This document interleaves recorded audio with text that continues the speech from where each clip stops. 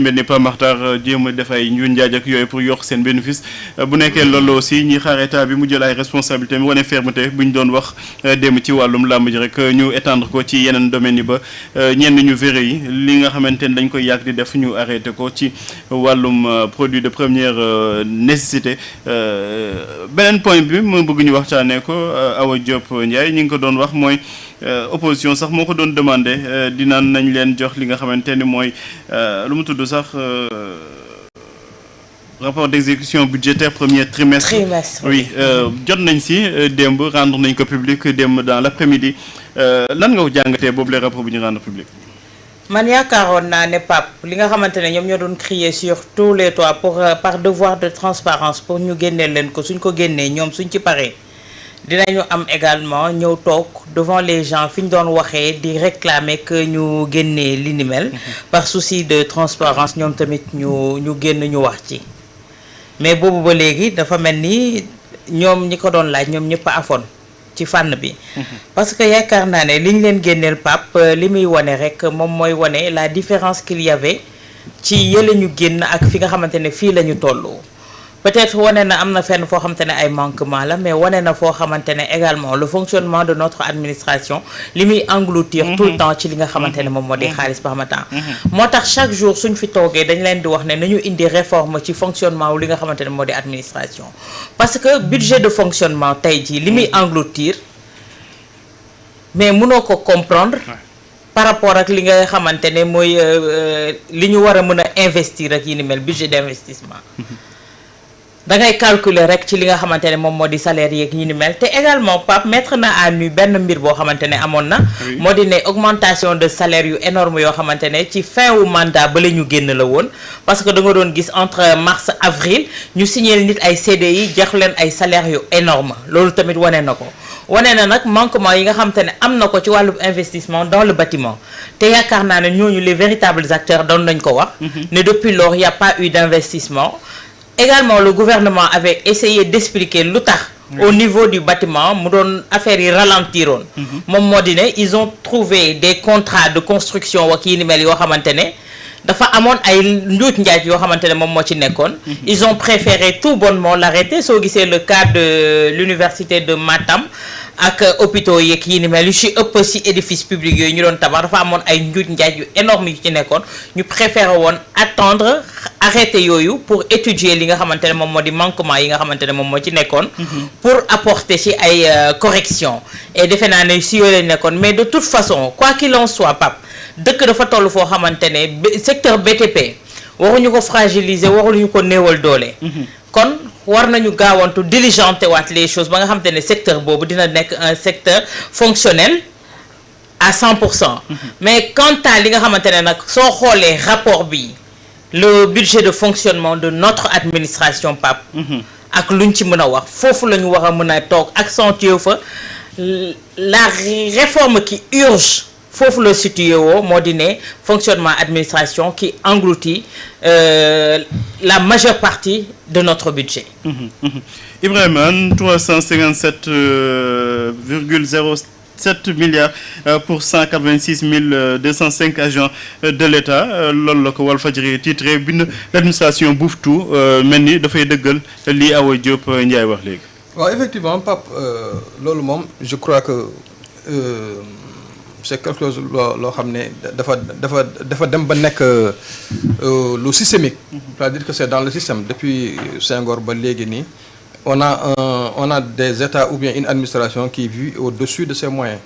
boo xam ne pratiquement li nekk ci budget bi li ci ëpp en tout cas ci gafaka gi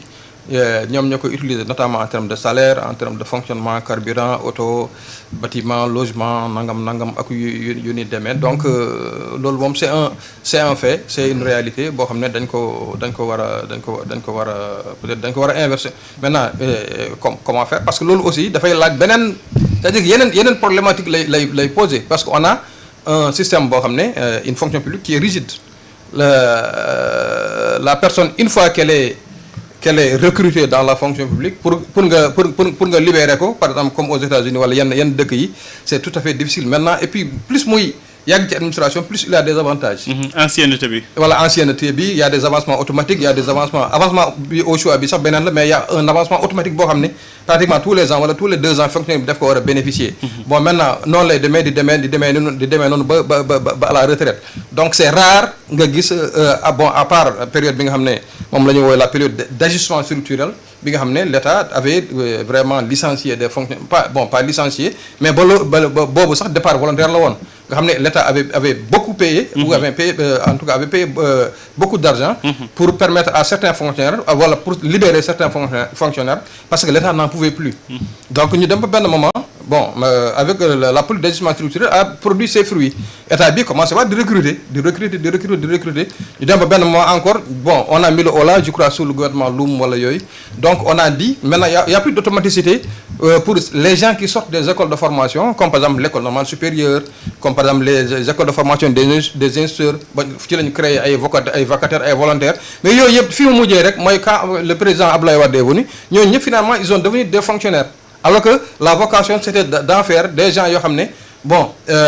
dinañ liggéeyal administration mais duñ coûter à l'administration ce qu'aurait pu coûter un fonctionnaire normal donc parce que avec il y a aussi les revendications syndicales et tout ça donc tout ça agrégé fait que l'État dafay fonctionner au-dessus de ses moyens. Oui. Maintenant ce que l'on a constaté et ça dama koy rafetlu je crois que je l'ai dit la semaine dernière oui. C'est que on a de plus en plus un débat qui quitte les bas-fonds politiques et politiciens pour être sur la place économique boo seetloo malheureusement awa sànq mi ngi wax ne ba léegi ñëw ñu àdduwuñ ci je crois que Thierno Bocoum a fait sa deuxième sortie sur li nga xam ne moom mooy les rapports d'exécution budgétaire def na ci benn démb def na ci benn tey man j'ai lu tout je vois pas la personne de Thierno Bocoum Thierno Alassane Sall aussi là j'ai invité aussi la semaine dernière les gens à ne pas voir les personnes mais plutôt à voir les problèmes qu'ils posent ce qu'ils posent et qui permet aux gens de comprendre mooy que effectivement on a un état comment dirais-je on a un budget boo xam ne qui a cru par rapport aux recettes fiscales loolu aussi li ñuy rafetlu la yokkute la voilà yokkute la recette fiscale on a vu que maintenant sur le plan des recettes fiscales affaire bi il y a eu une nette amélioration un bon qualitatif. Il y a eu un bon qualitatif loolu aussi dañ koy peut-être on met ça sur le compte du fait que on a un duo boo xam ne ay inspecteurs des impôts et domaines nañu maanaam loolu seen matière la mais en contrepartie on a vu aussi un État qui n'investit pas loolu aussi ça peut se comprendre parce que le président Diomaye je crois que am na benn rencontre bu amoon à Diamniadio il avait dit que l'État a une marge de manœuvre qui est très faible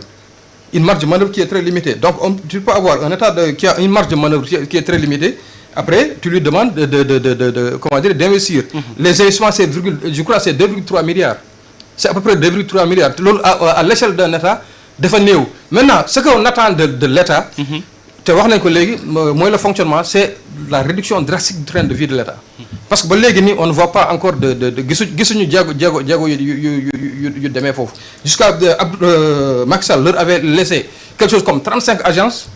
34 structures yoo xam ne qui ont le même niveau que les agences ou bien qui ont le même fonctionnement et le même poids au niveau du budget que les agences ba léegi ni dégguma gisuma fenn foo xam ne supprimé nañ ko ba léegi ni ñi nga xam ne ñoo fa nekkoon pratiquement on a juste enlevé Paul pour mettre là-bas Pierre donc ba léegi ni gisuma benn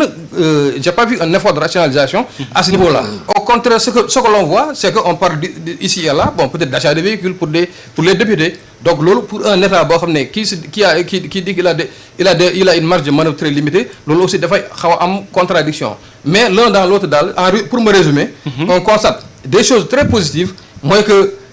les recettes fiscales ont beaucoup augmenté. sur la période fay impôt. waaw c'est-à-dire nit ñaa ngi gën a fay impôt. beneen bi mooy que